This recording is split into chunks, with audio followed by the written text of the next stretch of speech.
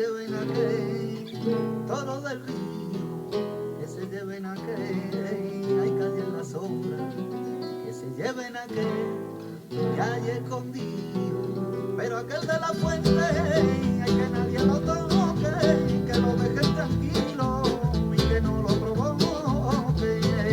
que ese toro bonito ya nació para cementar.